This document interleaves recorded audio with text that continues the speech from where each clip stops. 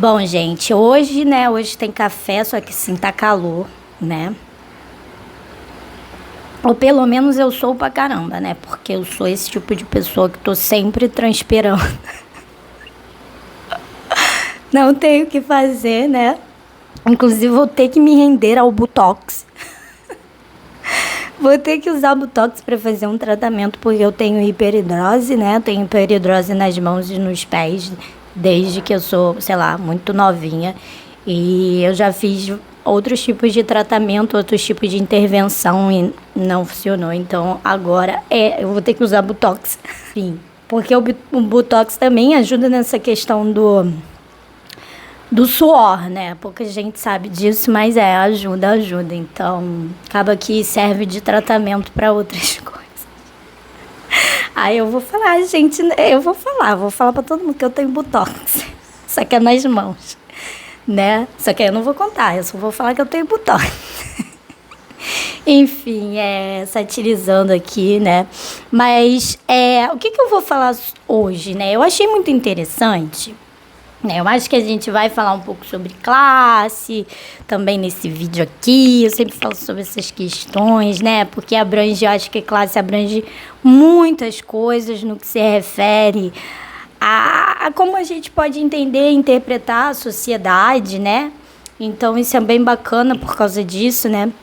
E aí eu tava vendo um vídeo, né, falando sobre um estilo de vida, né, que eu já tinha visto isso, uma discussão de repente maior nos Estados Unidos, e eu nunca ouvi esse termo aqui.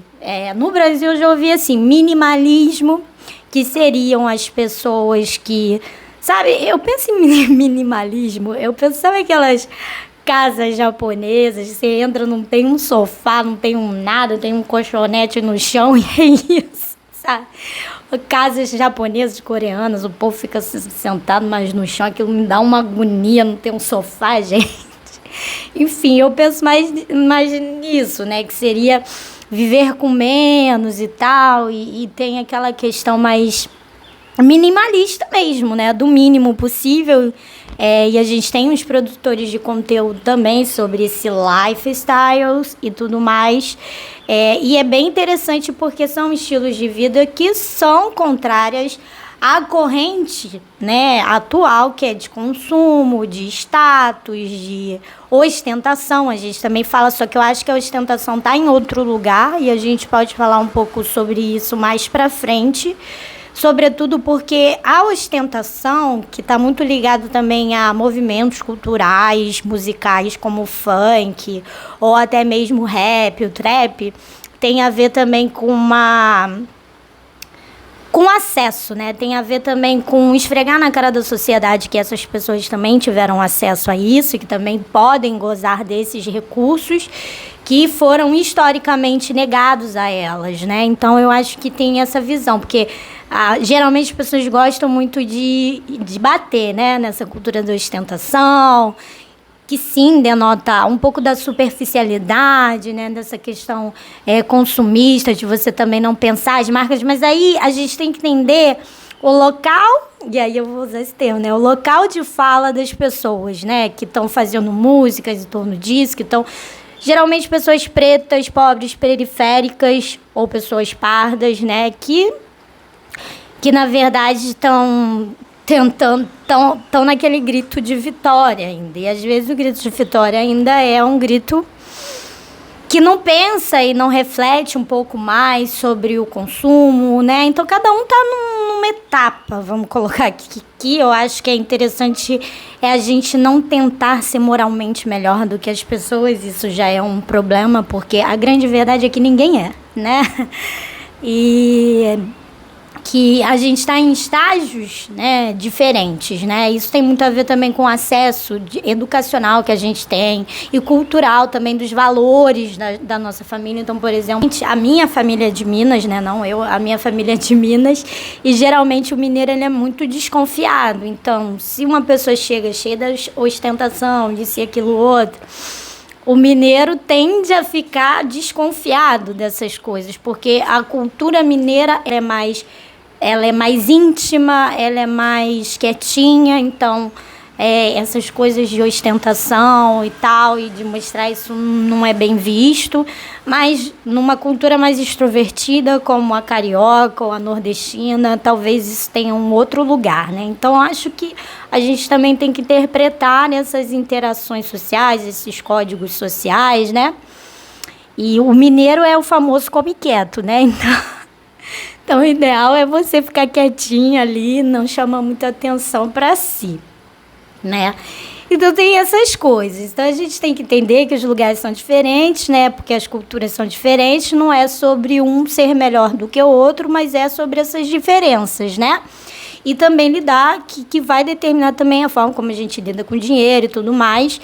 Outra questão também é a questão de classe, né, gente? Uma pessoa que sempre teve acesso a tudo, de repente ela já está num espaço de privilégio, da qual ela pode refletir um pouco mais sobre o seu consumo e aí já trabalhar já essas coisas mesmo, anticonsumismo, não sei o que lá, anti blá blá blá, entende? Mas porque ela está num espaço de privilégio que deu, né, possibilidades para ela pensar sobre isso, né? Enquanto tem muita gente que não, que ainda está num espaço de sobrevivência, de acesso, disso e desse tipo de coisa, né? Então, eu acho que entender esses momentos também é interessante, porque eu acho que nenhum minimalismo, ele não vai ser para todo mundo, certamente, né? Porque é legal a gente falar sobre isso também, discutir padrões de consumo, porque a gente está vivendo num momento onde a produção de lixo é um problema, né? Essa quantidade de lixo aí que a gente produz e que a gente reflete muito pouco sobre isso, sobre os nossos consumos, né? A questão do consumo. Então, sim, é uma discussão importante, mas entendendo que cada um está num momento diferente, né? Enfim. Então, tem um minimalismo e tem um outro estilo de vida que eu quase não vejo falar no Brasil, né? Que é o frugal. Sim, é esquisito, né? Mas eu acho que o frugal, ele seria um pouco diferente do minimalismo, porque ele não quer viver com o mínimo possível. Não, ele vive, ok, né? Ele não tem essa paranoia para viver com o mínimo possível, mas ele opta por ter uma vida simples, né? Então, viver com um custo de vida um pouco menor. Então, se a pessoa ganha um salário X, vamos dar um exemplo, a pessoa ganha 4 mil, ela vai ter um padrão de vida de 2. E é isso, né? Né? A gente tem que botar várias variáveis aí, como filhos, como um monte de coisa, mas enfim, depois a gente chega nessas questões, né? Porque não são fáceis. E esse estilo de vida, porque sim, eu tive que pausar porque passou um caminhão fazendo super barulho, tá vendo? Dinheiro compra silêncio. Então, no Brasil, dinheiro ainda compra dignidade, né? Então, é um pouco complicado você falar sobre viver com o mínimo possível, porque, assim, né? A gente tem um padrão no Brasil também do simples, que não é simples, é caro. Né, aquela sandália da humildade que você vê. Ai, a pessoa tá toda num padrãozinho simples, na roupa esvoaçante, disso, daquilo outro. Você vai ver, cara, roupa de Zara. Entendeu? Roupa de Zara, cara. É um sapato da humildade, de couro de porco, de não sei o que das quantas, entende? Então a gente tem no Brasil esse simples, que não é simples, que é caro, que isso é uma escolha estética de uma determinada classe privilegiada, mas é só uma escolha estética, porque no valor factual das coisas não é barato. E também tem a questão de que a nossa classe média, ao longo dos anos, então você pega lá, nos anos 90 para cá, ela foi perdendo o poder de compra, né, e tal, por causa da inflação e todas essas questões. Então, hoje você vê, né, o custo de vida tá alto, e aí você bota no custo de vida o valor de uma casa, o valor de um imóvel, o valor de um automóvel, tal, tão bem caros, né? Então, tem muita gente comprando carro usado, carros antigos que também subiram e dispararam, assim, né? Então, o custo de vida subiu muito. Então, a classe média perdeu acesso. Então, o que acontece? Acontece o processo de gourmetização daquilo que era popular, daquilo que era vinculado ao pobre, né? e que começa a se gourmetizar até para entrar dentro dessa estética da classe média, ficar cool, né? E ficar cool. Então, por exemplo, uma coisa bem item de casa de vó, de casa de pobre, assim, era o filtro a barro, né? Eu acho que o grande exemplo desse espaço, dessa gourmetização dessa classe média que perdeu acesso a muita coisa, a itens de luxo, e certamente vão perder ao longo do tempo a itens de luxo também, eu falei sobre isso, é a questão do filtro de barro. Então, casa de pobre tinha filtro de barro. O filtro que tinha, né? Nunca foi um hiper prêmio, super prêmio, não sei o quê. E aí, ao longo dos anos, você viu o filtro de barro ser usado enquanto essa questão estética decorativa, né? E aí o negócio hoje em dia eu não sei nem como é que tá. Se tá caro, o que tá acontecendo com o filtro de barro, né? A gente sabe que um filtro de barro nunca vai filtrar tão bem uma água como se fosse um filtro elétrico, né? Eu não entendo de filtro, mas eu acho que é um pouco razoável falar sobre isso, porque eles filtram sim, mas não é aquela filtragem, né? Que hoje em dia tem uns filtros. E às vezes você fala, mas e não é supérfluo, né? Eu tive recentemente um caso aí de uma pessoa que eu conheci que teve que gastar rios de dinheiro para comprar um filtro elétrico porque deu uma bactéria no olho dela por causa de água. Sim, ela bebendo água. Então, assim, a gente acha que são essas coisas, né? Supérfluas, mas enfim. Então tem aquela questão, né? Não estou dizendo que o filtro de barro não filtra, mas que existem diferentes níveis de filtragem. Isso aí tem, eu não sou mestre em filtro, mas eu já ouvi falar a respeito, né? Então, um grande exemplo é isso. Outro exemplo é a cadeira de praia, né? Que todo bairro de pobre tem a tiazinha que fica sentada na calçada com a cadeira de praia, principalmente quando tá calor, né? Aí já virou um ídolo, né? A samambaia, que é muito casa de vó, né? Tem uma samambaia lá, ninguém se importava com o raio da samambaia. Hoje em dia todo mundo quer uma samambaia. O chinelo Havaianas, que o chinelo Havaianas, ele era... Gente, eu lembro de uma época que o chinelo Havaianas era R$10. Eu lembro dessa época, sabe? Você lembra daquela nota de R$10 que tinha aquele olho vermelho, aquela coisa, né, que saiu de circulação? Ela ficou muito pouco tempo, não sei por que fizeram aquela nota de R$10 e de repente ela sumiu. Cara, você comprava, né, uma Havaiana com aquela nota e era isso. E as Havaianas que tinha era branca, preta e acabou. E tinha umas outras 2, 3 cores no máximo. Hoje em dia, a Havaiana, você tem Havaiana em shopping, porra. Você paga R$60 numa Havaiana. Entendeu? Então é um simples que não é um simples, é um simples disfarçado. Entendeu? Que ainda assim é o simples é o gourmet. É você pegar um item pobre e gourmetizar. Outra coisa era aqueles copinhos, eu não tenho. Mas aqueles copinhos bem caros, isso é muito roça. Uns materiais assim que... Eu não sei qual é aquele material, mas parece alumínio, sabe? Então era copinho de alumínio. Eu não sei se é alumínio, gente, mas eu vou botar aqui. Aqueles materiais, né, que parecia alumínio, não sei o quê. E prata. Aquilo era coisa de roça, gente. Isso aqui você ia pra casa da tua avó, que eu tenho vó lá na roça, e era isso, entendeu? Que você bebia, vinha as coisas tudo descascadas aqui. Tinha uns brancos, né? Mas tinha os também... todo que não tinha cor, né? E aí ficava tudo descascado, lanhado, e você ali bebendo água, e era o que tinha para beber água. Então, gente, tive que voltar, né? Porque deu uma descarregada, enfim. E também essas escolhas, né, de itens de decoração, elas também não se dão somente por um fator econômico, mas um fator afetivo, né, de memória, justamente porque remetiam a essas memórias de criança, de vó, de casa de, sei lá, casa de tia. E geralmente a gente tende a idealizar o passado, né? Então a gente tinha essa percepção de que as coisas eram mais simples, mas, né, na verdade não eram mais simples, é que a gente era criança. Então, por exemplo, né, eu queria muito, né, eu tava pensando esses dias num quadro que tinha na casa da minha avó. Eu acho que não tem mais esse quadro, não sei o que ela fez, vou perguntar. Que tinha um quadro pequenininho da Santa Ceia.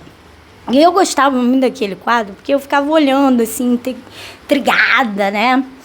E aí eu gostava do quadro e minha avó, minha família nunca foi muito de decoração, essas coisas, né? E aí eu falei, pô, eu quero um quadro igual o da minha avó, que tinha da Santa Ceia. Fiquei pensando nisso. Aí fui um belo dia numa loja. Peraí, estavam me ligando. Fui um belo dia numa loja e aí achei um quadro gigante da Santa Ceia, mas muito grande. Eu falei, não é esse que eu quero. Eu quero um quadro pequeno como o quadro da minha avó. Porque já é muito grande assim, eu não gosto. Enfim, então também tem essas questões afetivas, né?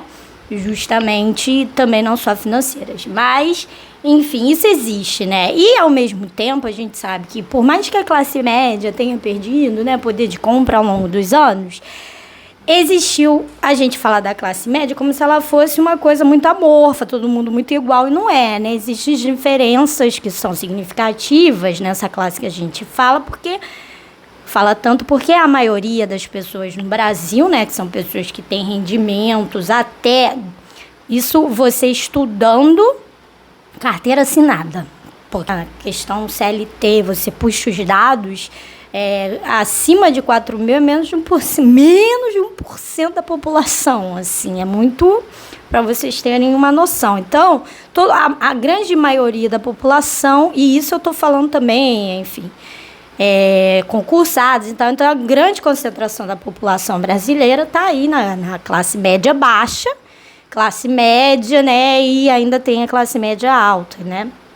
Então não é a mesma coisa. Então, ao longo dos anos, por mais que teve essa perda, essa classe média um pouco mais tradicional, a gente também teve uma ampliação da classe média, ou seja, mais pessoas da população pobre vindo para a classe média, né? Temos acesso à classe média, inchando a essa classe média baixa.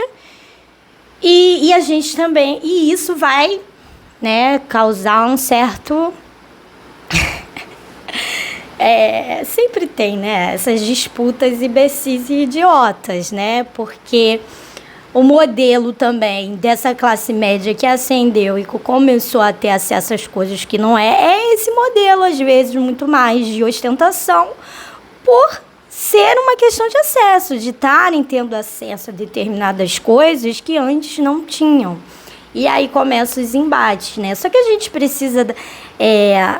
não é que julgar é sempre mais fácil, né? O difícil é a gente conseguir entender. Então, por exemplo, eu nunca fui uma pessoa na minha vida, graças a Deus, que tive questão com restrição alimentar. E a gente precisa entender que a alimentação, ela não é só comer para você viver bem, né? Então, comer para você viver bem, tem o arroz, tem o feijão, tem um frango, né, que é um pouco mais acessível, e uma saladinha. Pronto, você vai comer isso, se você comer isso todo dia, mais umas frutinhas e tal, você tá bem, entendeu? Você tá bem, né? Tá batendo bem, tá batendo legal. Só que a alimentação não é só isso. A alimentação envolve desejos, né? Envolve essa questão aí do eros. A gente não só come para se nutrir, a gente também come por questões também culturais mais amplas. Tem a questão do arroz e feijão para o brasileiro, né? Que é um alimento base da nossa estrutura. Então, tem isso, né? Tem muita gente, se não come um arroz e feijão, se sente fraco. Mas metade do mundo não come arroz e feijão e não se sente fraco. Eu não comi arroz e feijão, você já tá assim, né? Anêmico, mas não. Mas porque existe essa questão também. Acho que nutricionistas saberiam falar mais, porque se fosse assim, só uma questão nutricional, você batia os seus macros e acabou. Então você pode dar ração para as pessoas que tá batendo macro, tá nutrindo, tá tranquilo, não é só nutrir. E também tem a questão dos sentidos, né? A gente come com o olhar, né? O visual, a beleza, a gente também come com o cheiro, né? A gente tudo participa ali, né, daquele processo alimentar, né? Então a gente não é só isso. Então, né, mas se você for logicamente, você tá batendo teus macros ali, tá tudo certo. Mas não é só lógico, né? Envolve uma série de outras questões. Então, quem passou por um processo de restrição alimentar, ou seja, por questões de dificuldade de acesso, né? Então, tinha comida, alimentação, tinha o arroz, o feijão do dia a dia, mas não tinha o desejo, né? Então não podia tomar um sundae, sabe? Tomar um sorvete Galaxy com não sei o quê, com calda de morango, de chocolate, disso e daquilo outro. Comer um chocolate, um ovo de Páscoa, comer não sei o quê, não sei o que lá, sabe? Que vai entrando aí dos desejos e tal. E é obviamente que criança, ainda assim, é muito associada a isso, né? Então, existe, ainda mais antigamente, existe uma apelação infantil muito grande, né? Das marcas, das mídias. Eu fui na Garoto, né, recentemente, não tem muito tempo. Fui na fábrica da Garoto e tava lá algumas propagandas da Garoto que ficaram muito famosas. Isso antes da Garoto ser vendida aí, né? Que agora foi vendida para Nestlé, né? Enfim, mas tinha lá, né, tinha aquelas propagandas, compre batom do Hipnose, lembra da Hipnose? Compre batom e tal. Então você queria comer batom, porque tinha uma propaganda associada, então tinha toda uma apelação. Lógico que isso foi freado, né, justamente pelos os órgãos aí de propaganda, né, regulatórios, sobretudo a questão da infância, da psicologia da criança. Então, sim, isso foi muito importante. Acho que foi importante, sim, né, acabar com essas propagandas aí. E é por isso que a gente quase não vê propaganda de biscoito. Propaganda mais de... Tinha o Babalu, né, Babalu de banana, não sei o quê. Né? Por isso que não tem mais, né, essas propagandas infantis, essa apelação toda, de brinquedo, propagandas de alimentação. Então, por exemplo, aí eles começaram a apelar, por exemplo, essas redes fast food. Antigamente tinha uma super apelação, né? Tinha a questão do McLanche Feliz.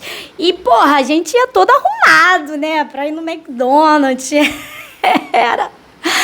Era o restaurante do pobre, entendeu? Você ia todo arrumado para comer um McLanche Feliz. Era R$10, eu ainda lembro que meu pai reclamava daquela peça, R$10.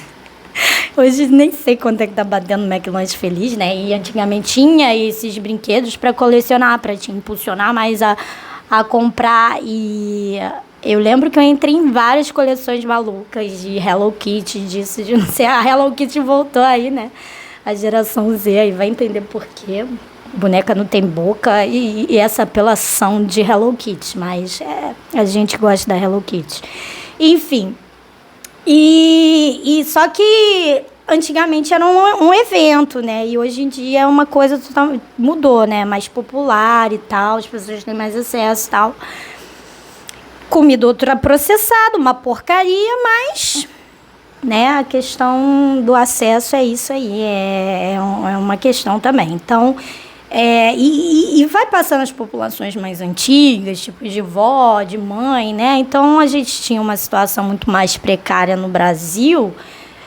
Então, essas restrições alimentares eram muito mais comuns. Então, é muito normal que a pessoa, às vezes, vai tendo acesso em determinado momento da vida, ela vai comendo tudo quanto é coisa, né? Que as coisas que ela não tinha acesso antes. E é muito normal, às vezes, que a pessoa engorde, que isso, que aquilo, né? Que são os emergentes, tudo gordinho.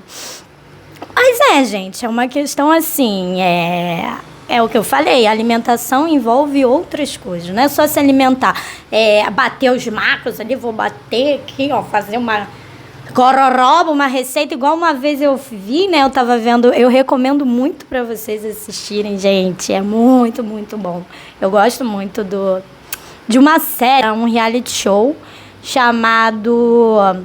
desses que acompanhavam as pessoas e tudo mais, e era chamado Os Mukiranas. Eu adoro os Mukiranas. Eu vi os Mukiranas dos Estados Unidos, e aí é que tá, né? O estilo frugal lá, e aí é o que eu acho que é muito diferente essa questão do estilo frugal do Brasil e o estilo frugal americano, porque nos Estados Unidos é um país consumista, né? É um país onde o acesso às coisas é muito fácil. O acesso, às vezes você tá com um problema numa televisão, você vai lá e você simplesmente troca e joga fora. Então, o lixo americano não é igual. Então, você via nos Mukiranas, por exemplo, um americano que era muito comum as pessoas catarem lixo. E aqui no Brasil, cara, o lixo não é a mesma coisa, não façam isso.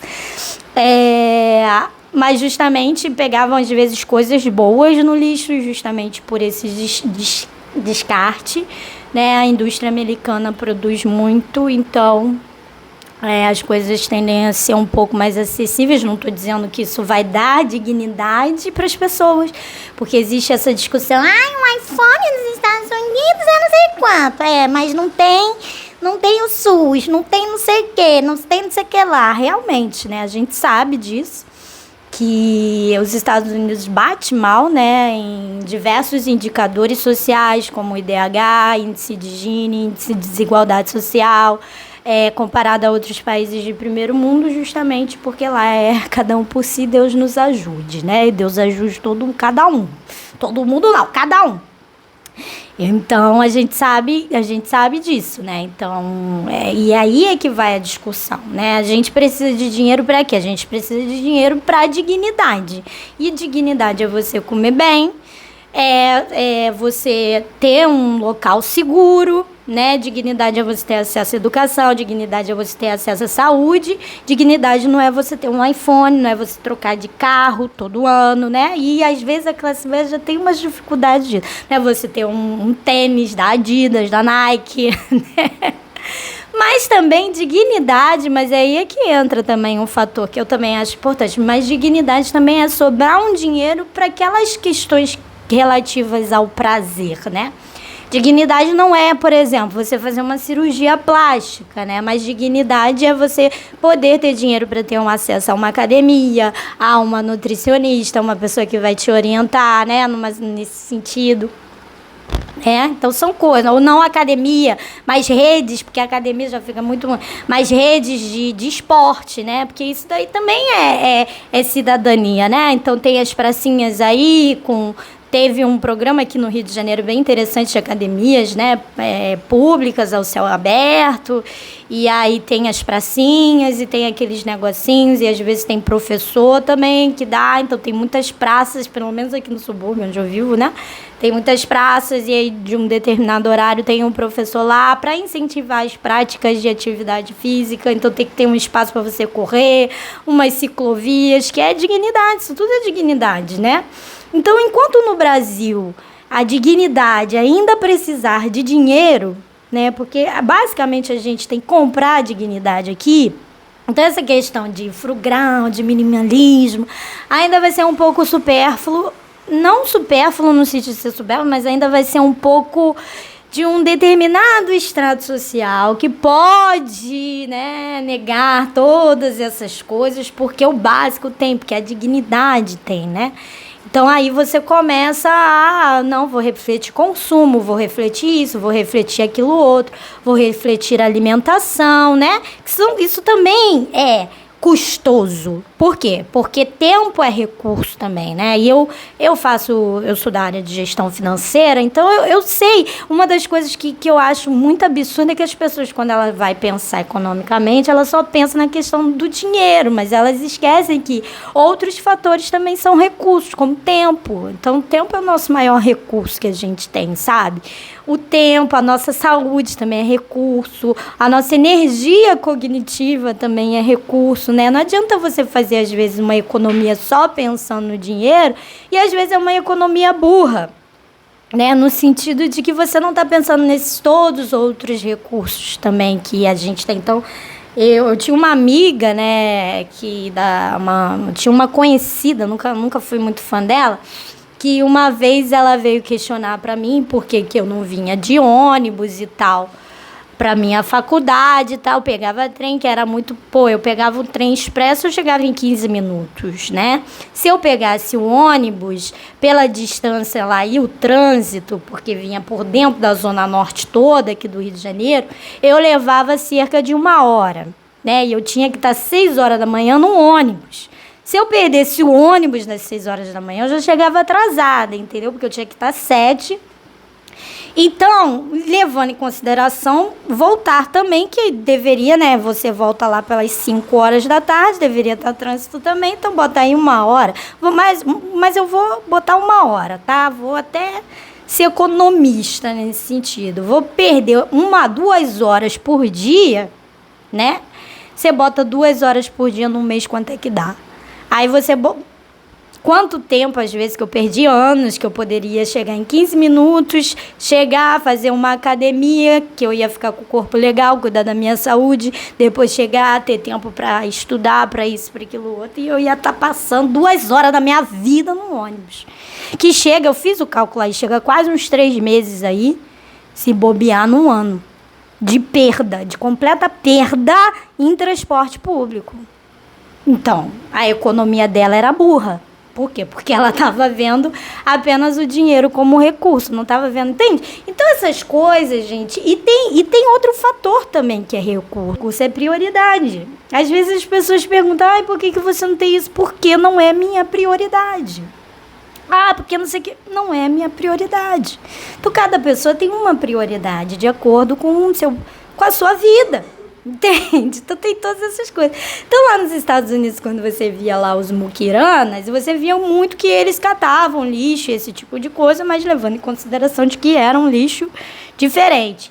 E ali você via algumas pessoas tinham sim esse estilo de vida, tal, que eu achava bacana, saudável e tudo mais, e tinha outras que já chegava numa coisa que eu já não achava que passava um pouco do limite, já era um pouco mais de escassez mesmo, né? Então, tem a questão do direito de você poder usar e usufruir, gozar também, né, da tua vida e do teu padrão de vida. E isso também existe, porque a gente é como se fosse um tratado, né? Às vezes você tem que viver um tratado de pobreza, de escassez, porque senão você começa a se diferenciar demais, isso aqui. Isso existe também, isso também é problemático. Então, por exemplo, no Muquiranas Brasil, e aí que a gente precisa entender quando é um estilo de vida e quando é já meio, não querendo falar, mas já é um probleminha que a pessoa tem que pedir ajuda mesmo, né? Porque economia demais também, a gente tira esse prazer da vida. Né? O que você precisa dentro da tua casa? Você precisa de uma cama, de uns móveis, não sei o que. Você não precisa de um, sei lá, você não precisa de uma flor, sabe? Que eu peguei no aniversário, inclusive. Mas isso aqui te satisfaz em outros quesitos, né? Te satisfaz em outros sentidos. Então, assim, eu acho que é isso. Porque uma casa não é só uma casa precisa se transformar num lar. Então, para se transformar... E nem toda casa é um lar. Porque para ser um lar precisa caber a gente. Caber a gente também é caber todas essas dimensões que a gente tem. Então é um assunto meio complicado. Então, por exemplo, no Muquiranas Brasil, né, quando você via lá, você já no Muquiranas Brasil eu senti uma diferença, né? Eu achava que o pessoal era um pouquinho mais doentinho da cabeça mesmo. Porque, por exemplo, tinha uma mulher lá que catava lixo. O lixo daqui do Brasil não é legal. Tinha pessoas assim que comia restos de comida. Gente, as pessoas não precisavam, tá? Não é sobre ter dinheiro ou não ter dinheiro, tá? Os muquiranos não é sobre isso. É sobre pessoas que querem ter. Elas têm na cabeça doida delas que elas vão ter vantagem, sabe? Que elas ficam se medindo o tempo todo que elas têm que ter vantagem em alguma coisa 24 horas por dia, né? E muitas vezes vem também de um passado, de escassez, disso, daquilo, outro.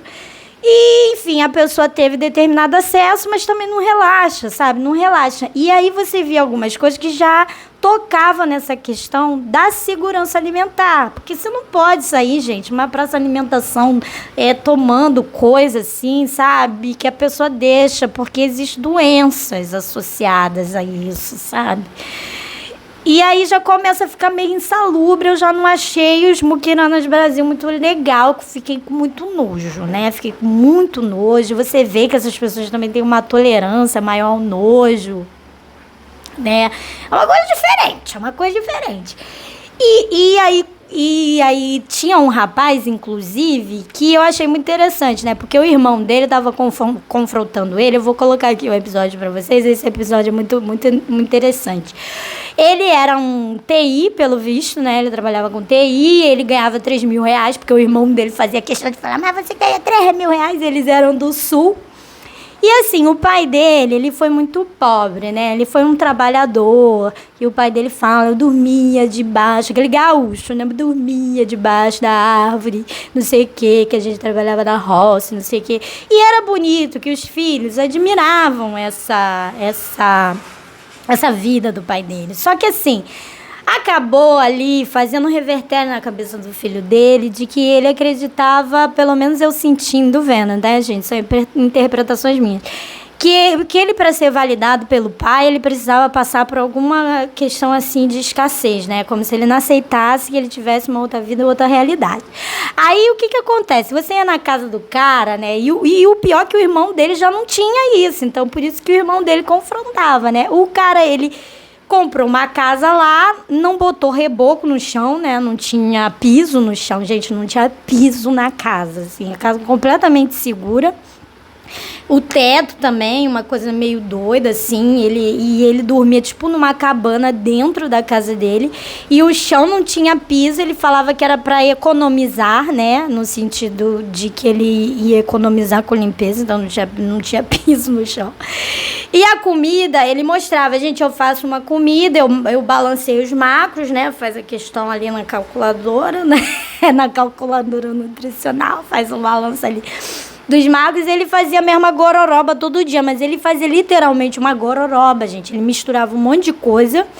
É comida saudável. Aí misturava, virava literalmente uma lavagem de porco. Parecia uma lavagem, ainda para porcos, assim, comer, se alimentar. E ele comia aquilo todo dia, né? Para você ter uma noção. Máquina de lavar, ele pegava, claro que eles reciclam água, pegava água, jogava no vaso, sabe? E a casa completamente segura. E o irmão dele ficava questionando ele assim, falando assim, cara, eu não acho certo uma pessoa que ganha 3 mil reais viver na condição que você vive. E assim, se você for trazer uma namorada para casa... Como é que ela vai dormir? Como é que vai ser? E aí eu fiquei pensando, né, nisso. Imagina, né, gente? Você vai na casa do boy lá, pega a tua bolsa e sai correndo, né? E tu vai na casa do boy lá e aí não tem, né? A casa é no chão de barro e tem uma cabana para vocês deitarem ali e dormir, assim. Realmente eu acho que tava faltando uma mulher na vida. É péssimo, talvez seja meio machista falar sobre isso. Mas alguma coisa feminina estava faltando. Se é nele, se é o que é, eu não sei. Mas estava estranho, né? Porque eles não eram lá.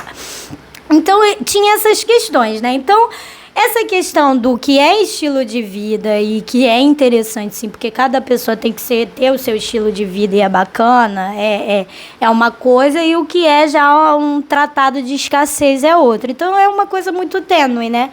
É uma coisa muito tênue. Então, eu acho que essa questão também de você só criticar essas questões de que a pessoa está ostentando isso e aquilo também não é legal, porque é isso, é a dificuldade do acesso. Eu lembro até de um episódio de Todo Mundo Odeia o Chris, né, que eu estava até conversando hoje, né, com meu parceiro, eu estava falando assim, o Chris, ele queria uma jaqueta de couro, né, que a jaqueta de couro estava na moda, inverno em Nova York, tal, né, de Todo Mundo lá, Todo Mundo Odeia o Chris. Essas sitcoms são maravilhosas, né, americanas. Acaba que o brasileiro também se identifica muito, né, porque eu acho que aqui no Brasil a gente tende a reforçar muito estereótipos sobre população pobre. Isso acontece porque muitas vezes quem está fazendo essas séries não são pessoas negras, não estão no processo de produtivo.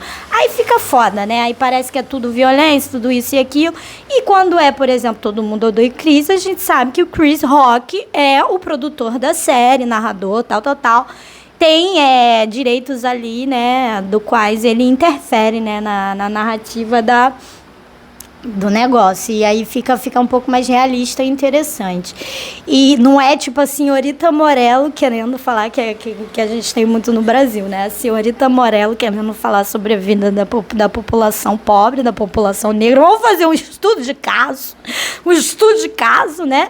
Sobre a população pobre brasileira, Globo fazendo aí altos estudos. Enfim.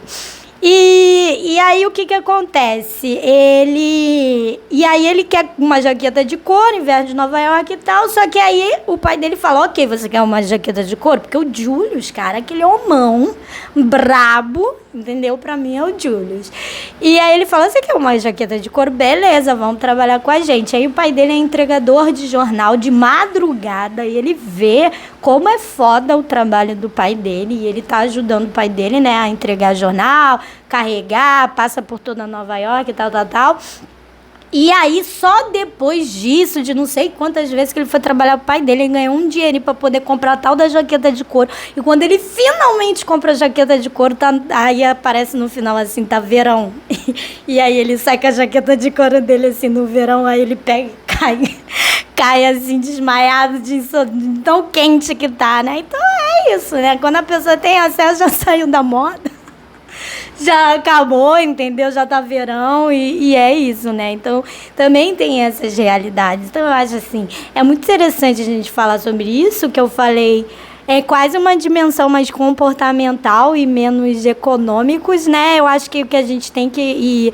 eu acho muito importante a gente combater esses homos econômicos, porque as pessoas não são 100% racionais nas suas escolhas, né? Existem vários fatores e que a nossa relação com o dinheiro também se dá, ela é tão multidimensional que é tão difícil da gente falar, sabe, da gente se comparar e querer botar, sabe, um padrãozão para todo mundo ser igual. Isso, as pessoas valorizam coisas diferentes, isso tem muito a ver com a sua narrativa, com a sua história, com a sua família, com seus valores, entre outras coisas, com a sua cultura, sabe? E que, sim, tem certas coisas que vale a pena a gente discutir, a gente falar, como os padrões de consumo sociais, como a questão do lixo, como a questão de várias outras coisas também. Mas também, e também vale falar também sobre o que é, né? O que é a gente tá vivendo numa situação, às vezes, escassa, por uma falta de permissão de você poder gozar da sua vida. E, na verdade, é isso, né, gente? Ou você serve o dinheiro ou o dinheiro serve a você, né? Então, às vezes, a gente tem mais dinheiro, mas a gente está servindo o dinheiro, né? Não o dinheiro servindo a gente. E a grande verdade é que a gente morre, né? E o dinheiro fica aí.